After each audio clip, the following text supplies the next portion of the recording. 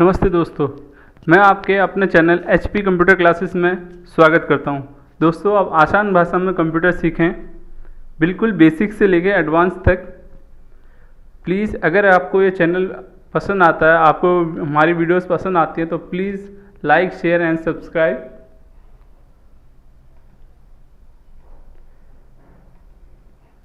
दोस्तों, पिछली वीडियो में मैंने आपको बताया था कि 5 टाइप्स ऑफ कंप्यूटर, यानी कंप्यूटर कितने तरीके के होते हैं ये बताया था, और उनके फ़ायदे और नुकसान भी बताए थे।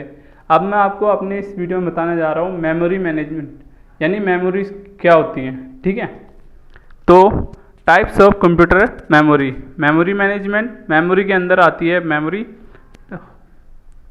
मैनेजमेंट के अंदर मेमोरी आती है, और मेमोरी जो है दो तरीके की होती है, प्राइमरी मेमोरी और सेकेंडरी मेमोरी। ठीक है, उसके बाद प्राइमरी मेमोरी जो होती है वो 5 तरीके की होती है: cache memory, RAM, auxiliary memory, virtual memory, ROM. और रैम जो होता है 2 तरीके की होता है, स्टैटिक रैम और डायनामिक रैम, यानी D RAM and S RAM. ROM जो होता है वो 4 तरीके का होता है: M ROM, P ROM, E P ROM, E P ROM. और जो एक्सटर्नल मेमोरी होती है वो 3 तरीके की होती है: solid state memory, optical memory and dynamic memory. ठीक है, अब इनके बारे में संक्षिप्त में पढ़ते हैं।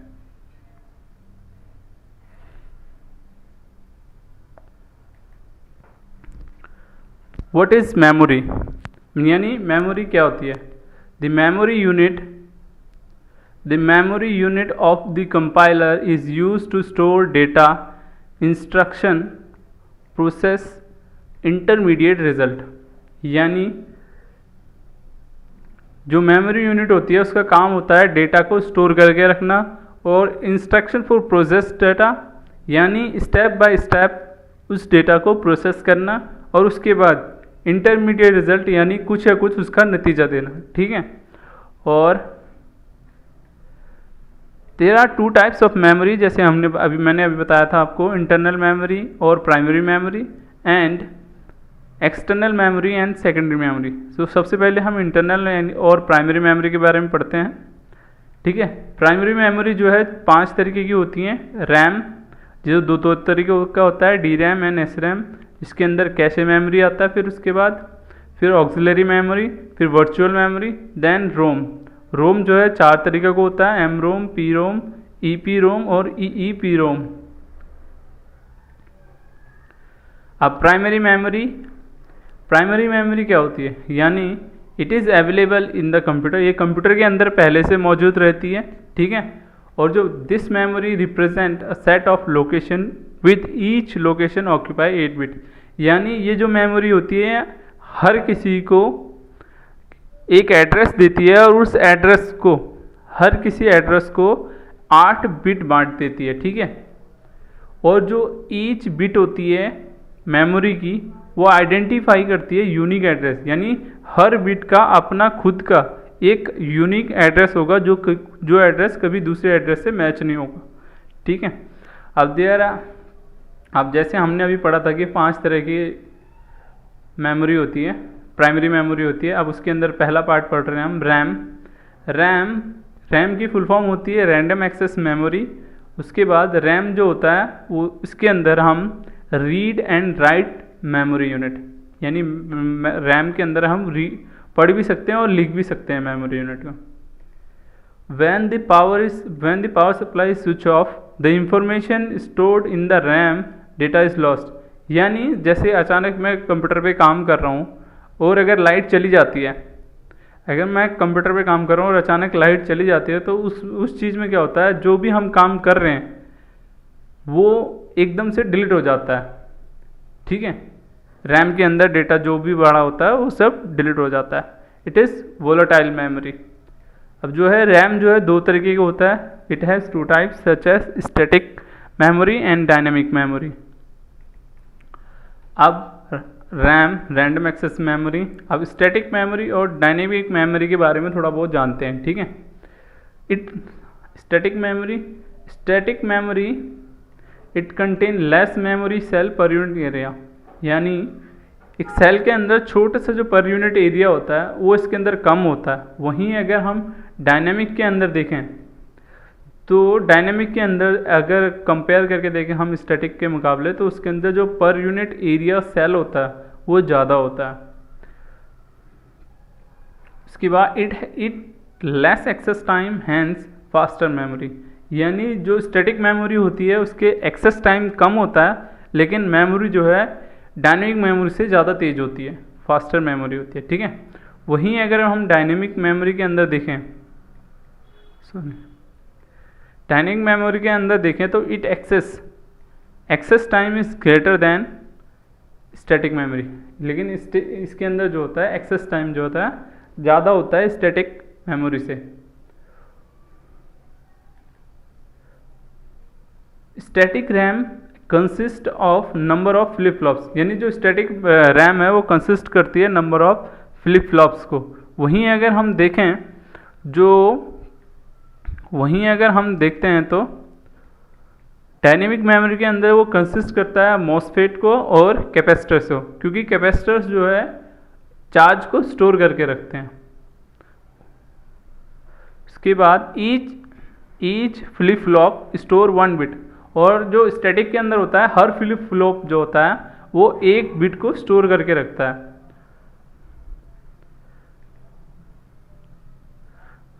Refreshing circuitry is required to maintain the charge on the capacitor after few millisecond, यानी इसे कुछ टाइम के बाद चार्ज करने की ज़रूरत पड़ती है, क्योंकि जो कैपेसिटर जो है चार्ज को स्टोर करके रखता है।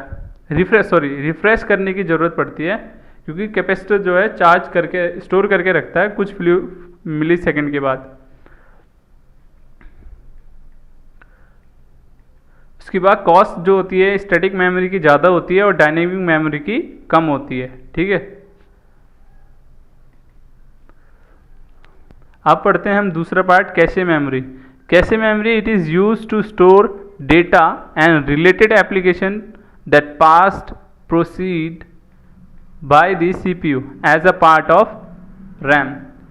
कैशे मेमोरी को हम यूज़ करते हैं डेटा को स्टोर करने के लिए, और जो भी उससे रिलेटेड एप्लीकेशंस होंगी वो पास्ट जो उसकी लास्ट प्रोसेस डेटा होगा उसको प्रोसीड करता है CPU से, क्योंकि ये पार्ट है रैम का। ठीक है, it stores data for temporary, ये टेम्पररी यूज़ के लिए डेटा को स्टोर करके रखता है। It consume less access time, यानी कोई भी आप काम कर रहे हो तो उस टाइम पे ये उसकी जो एक्सेस टाइम होगी या जब एग्जीक्यूट करोगे आप तो उसकी एक्सेस टाइम होगी वो कम होगी। It faster than main memory, यानी जो मेन मेमोरी से ये ज़्यादा तेज होता है। इट हैज़ लिमिटेड कैपेसिटी, यानी इसकी जो इसकी जो क्षमता है बहुत ही लिमिटेड होती है। इट इज़ वेरी एक्सपेंसिव, यानी ये बहुत ही महंगा होता है। It stores the program that can be executed within a short period of time, यानी ये प्रोग्राम्स को स्टोर करता है और एग्जीक्यूट करता है बहुत ही छोटे टाइम पीरियड के अंदर। अब आते हैं हम तीसरा पॉइंट ऑक्सिलरी मेमोरी के अंदर। ठीक है, जो primary memory is also known as, primary memory को ही हम ऑक्सिलरी मेमोरी कहते हैं, और एक्सटर्नल मेमोरी भी कहते हैं, और बैकअप मेमोरी भी कहते हैं। ठीक है, और एडिशनल मेमोरी भी कहते हैं, एंड सेकेंडरी मेमोरी भी कहते हैं। इतने सारे पार्ट्स हैं इसके, यानी इसको हम it is use to store the program information and the data files, यानी इसको ऑक्सिलरी मेमोरी को हम यूज़ करते हैं प्रोग्राम्स को स्टोर करने के लिए, इंफॉर्मेशंस को एंड डेटा फाइल्स को। इसके बाद slower access rate but greater storage capacity, यानी इसकी जो एक्सेस रेट होती है वो बहुत ही कम होती है, बट जो इसकी स्टोरेज कैपेसिटी हो बहुत ज़्यादा होती है। डेटा स्टेबिलिटी इसके अंदर ठीक ठाक रहती है। It is non volatile like ROM, ये रोम की तरह नॉन वोलेटाइल मेमोरी है। इसके कुछ एग्जांपल देख लेते हैं, जैसे DVD, floppy disk, hard disk and optical fibres. अब आते हैं हम चौथे पार्ट पे, virtual memory. A computer can address more memory than the than the amount of physical installed on the system. This extra memory is actually called the virtual memory. यानी जो computer can address more memory, computer जो है address करता है ज़्यादा memory को, क्योंकि amount of physically installed on system, ठीक है। और जो उसकी एक्स्ट्रा मेमोरी होती है उसको हम वर्चुअल मेमोरी कहते हैं। It allow you to run more application at once, यानी एक ही समय पे आप एक से ज़्यादा एप्लीकेशंस को रन कर सकते हैं, ठीक है। It help you to fit large program into smaller program, यानी ये आपकी मदद करता है बहुत बड़े बड़े प्रोग्राम को छोटे प्रोग्राम में कन्वर्ट करने के लिए, ठीक है, फिट करने के लिए। उसके बाद कॉमन डेटा कोड में shared between memory, common data और जो कोड होता है उसको शेयर करता है मेमोरी के साथ। उसके बाद प्रोसेस में become even larger than all the physical memory, इसकी प्रोसेस जो है वो ज़्यादा होती है हर फिजिकल मेमोरी में। It allow more application to run at the same time, यानी ये ज़्यादा परमिशन देता है या ज़्यादा अलाउ करता है एप्लीकेशन को वो रन करे एक ही टाइम पे, ठीक है। It and transferring pages of data from random access memory, यानी ये परमिशन देता है कि आप डेटा को ट्रांसफ़र करें, ट्रांसफरिंग पेजेस ऑफ डेटा, यानी डेटा को ट्रांसफ़र करें उसके पेजेस को रैम में। और it can design to work as a combination of RAM and space on the hard disk, इसे हमने डिज़ाइन किया गया था ताकि ये रैम के और जो स्पेस हार्ड डिस्क है हमारी उसके साथ मिलके काम करे, ठीक है। उसके बाद रीड ओनली मेमोरी, ठीक है, रीड ओनली मेमोरी यानी रोम।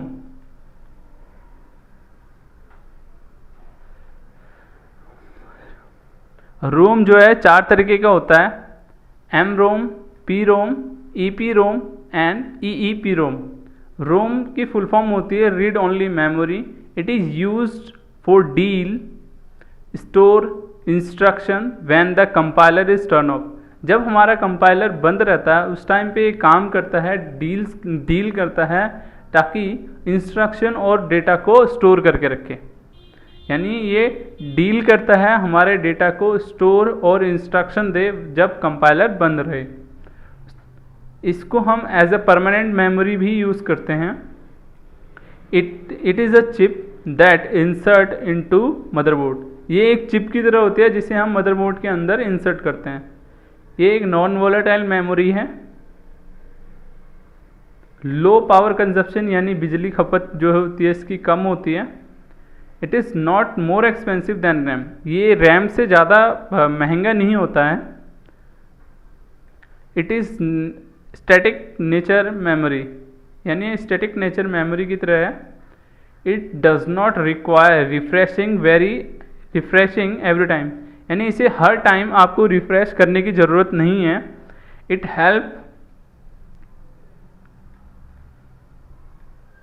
Help to store data long time, यानी ये डेटा को मदद करता है स्टोर करने के लिए बहुत ही लंबे समय तक। टेस्टिंग मेथड इज़ इसके जो टेस्टिंग मेथड होता है वो बहुत ही सिंपल होता है। It is use to store basic input output software, ये इसे यूज़ करता है बेसिक इनपुट आउटपुट सॉफ्टवेयर के लिए, ठीक है। उसके बाद पहला पार्ट इसका रोम का एम रोम का मतलब होता है mask read only memory. Chip contain a software mask that is burned onto the chip during design phase of the semiconductor and manufacturing process. It in high volume MROM is cost effective, यानी जो memory chip है, सबसे पहले तो जो MROM है उसकी जो फुल फॉर्म है वो है mask read on mask read only memory. उसके बाद chip contain a software. Chip जो है एक सॉफ्टवेयर को कंटेन करती है और बर्न करती है on to the chip during designing phase of semiconductor manufacturing process. जब वॉल्यूम, उसके बाद in high volume M ROM is cost effective. जब वॉल्यूम बहुत ज़्यादा होता है जो उस टाइम पे M ROM is cost effective होता है, ठीक है।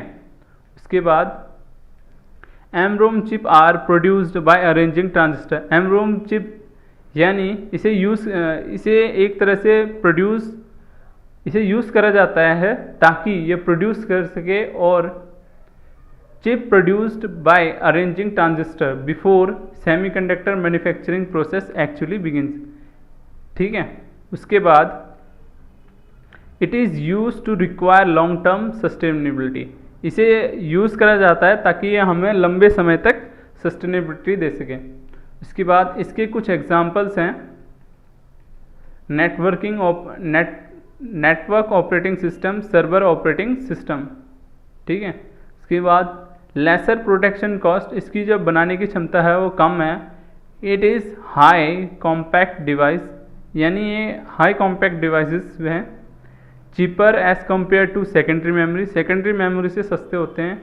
Design bugs are extremely cost, जो उसकी डिज़ाइन करे जाते हैं बग्स वो काफ़ी महंगे होते हैं, ठीक है। पी रोम, इसका सेकेंड पार्ट रोम का, इसकी फुल फॉर्म होती है प्रोग्रामेबल रीड ओनली मेमोरी, ठीक है। इसके बाद it is not possible to unblow the fuse so the authenticity of the data remains intact. It is impossible to remove और ऑल्टर द कंटेंट, यानी अगर आप इस पर काम कर रहे हैं तो इसके बाद इसमें जो भी डेटा होगा आप उसे ना डिलीट कर सकते हैं ना ऑल्टर कर सकते हैं, ठीक है। बहुत ही मुश्किल है। इसके बाद data can not be modify और rewrite if any error occurred, यानी कोई भी अगर आपके इस जब काम कर रहे हैं उस टाइम पे अगर कोई और एरर आ जाता है पी रोम के अंदर, तब आप उसको डेटा को ना मॉडिफाई कर सकते हैं ना दोबारा लिख सकते हैं उस जब अगर कुछ भी एरर आ जाता है तो। Several softwares are available in the market for programming, so we are not depending on the hand wiring of program on the chip, ठीक है। अब आते हैं हम इरेजेबल, तीसरा पॉइंट रोम का, EPROM, erasable programming read only memory. ये एक नॉन वोलेटाइल मेमोरी है, ठीक है, नॉन वोलेटाइल नेचर है इसका। और उसके बाद it can be deleted and rewrite program, यानी इसके अंदर हम प्रोग्राम को दोबारा लिख भी सकते हैं और डिलीट भी कर सकते हैं। एक कॉस्ट इफेक्टिव होता है, ठीक है, दैन पी रोम के मुकाबले कॉस्ट इफेक्टिव होता है। It consume high static power, यानी ये कंज्यूम करता है ज़्यादा पावर को। Not flexible to delete any specific byte beyond all data is deleted। आप इसके अंदर किसी भी तरीके का जो डेटा होता है वो डिलीट नहीं कर सकते, अदरवाइज आपका सारा डेटा डिलीट हो सकता है।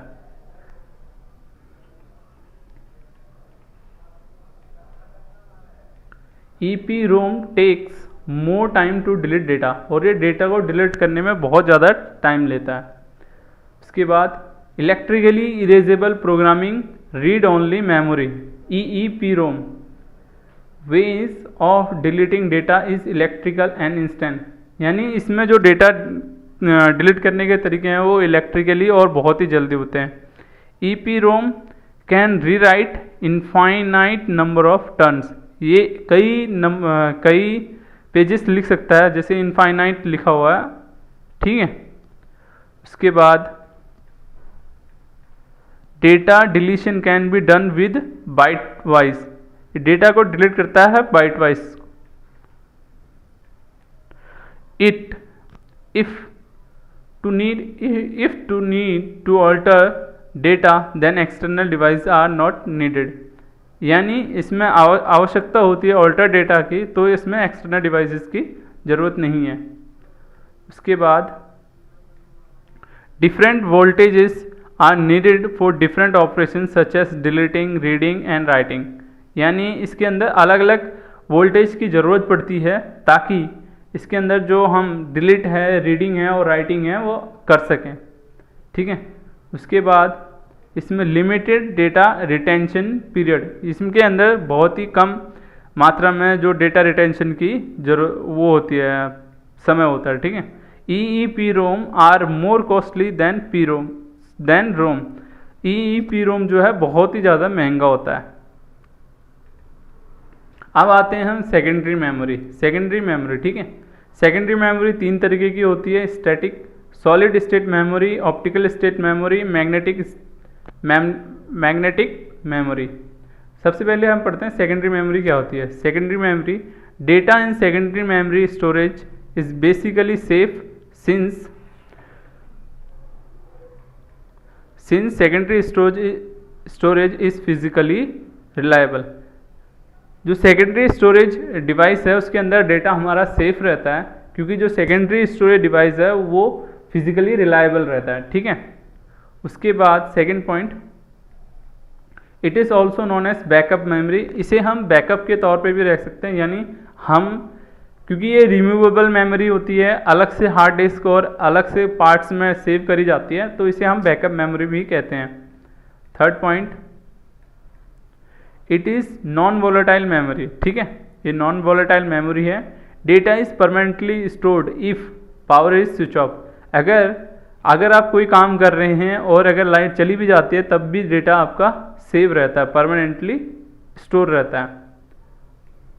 Next point, it is use to store data in a computer. यानी हम इसके अंदर ये काम आता है कि डेटा को स्टोर कर सके कंप्यूटर के अंदर। ठीक है। उसके बाद कंप्यूटर में रन विदाउट सेकेंडरी मेमोरी के अलावा भी कंप्यूटर जो है रन कर सकता है। उसके बाद स्लोवर देन प्राइमरी मेमोरी, यानी ये जो है जो इसकी मेमोरी है वो स्लो होती है प्राइमरी मेमोरी के मुकाबले। कैपेसिटी जो होती है सेकेंडरी मेमोरी की ज़्यादा होती है, ज़्यादा रिलायबिलिटी होती है और कॉस्ट भी ठीक ठाक होती है, इतनी होती है कि आप आसानी से एफोर्ड कर सकते हैं। उसके बाद सेकेंडरी मेमोरी का first part solid state memory. ठीक है। तो सबसे पहले जो होता है अल्ट्रा लाइट वेट होता है, इसका वेट जो है बहुत ही कम होता है। वेट जो है इसको बहुत ही कम होता है। ग्रेट ड्यूरेबिलिटी होती है, यानी टाइम पीरियड अच्छा होता है इसका। और साउंड ऑफ साइलेंस, बहुत ही कम आवाज़ होती है इसकी। इसके बाद लो पावर कंजप्शन होता है, बिजली की खपत इसके अंदर कम होती है। कूल रनिंग, यानी बहुत जल्दी ठंडा करता है। एक्सीलेंट कॉस्ट एफिशिएंसी, यानी इसकी कॉस्ट एफिशिएंसी जो है बहुत अच्छी होती है। लार्जर कैपेसिटी, यानी कैपेसिटी बहुत ज़्यादा होती है, इसके अंदर बहुत ज़्यादा डेटा आप स्टोर करके रख सकते हैं। लो प्राइस होता है पर गीगाबाइट। ठीक है। उसके बाद रिड्यूस पावर कंजप्शन, बिजली खपत को कम भी करता है। रिड्यूस हीट को भी कम करता है।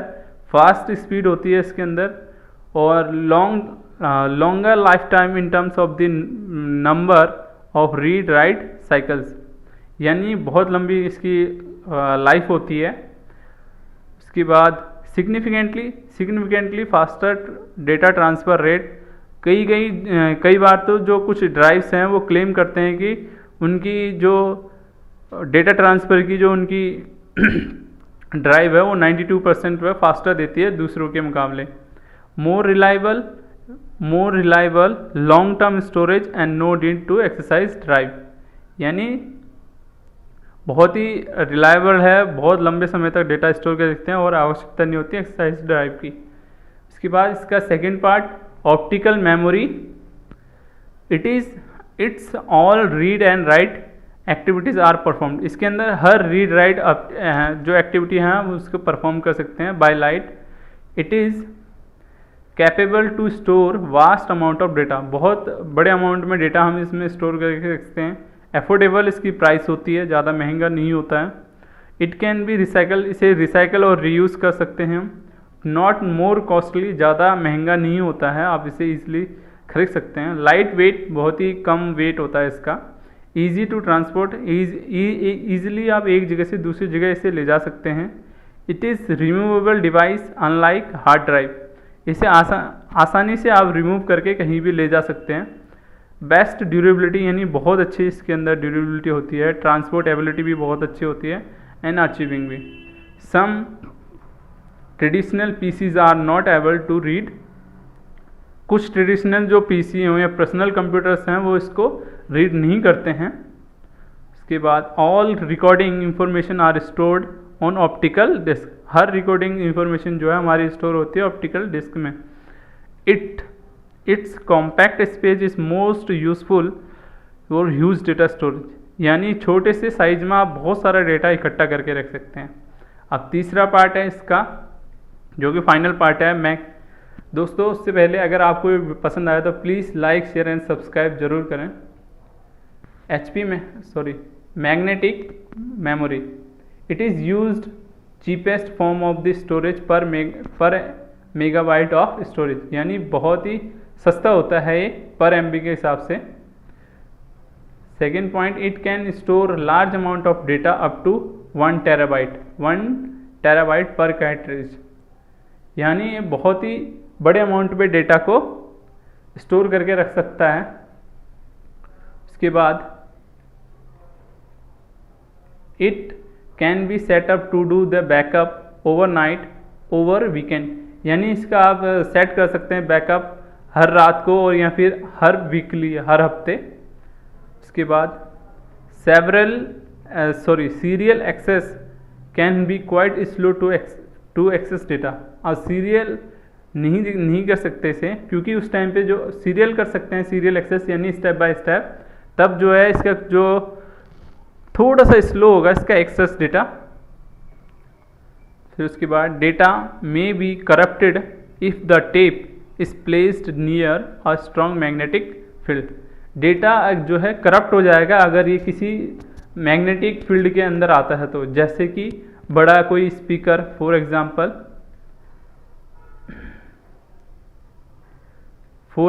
एग्जाम्पल लार्ज स्पीकर और magnet. The capacity of a hard disk is measured in GB, जो हार्ड डिस्क की कैपेसिटी होती है वो जीबी के अंदर होती है। It hold much more data than CD ROM, CD ROM से ज़्यादा डेटा को होल्ड करके रख सकती है। Capacity of a CD ROM is measured in MB megabyte and hard disk is drive are built into the desktop and laptops. दोस्तों अगर मेरा चैनल और मेरी वीडियोस आपको पसंद आए तो प्लीज़ इसे लाइक शेयर और सब्सक्राइब करें। HP computer classes, please like share comment and subscribe, press the bell icon button. Thank you to all of you to watch our video. Namaste.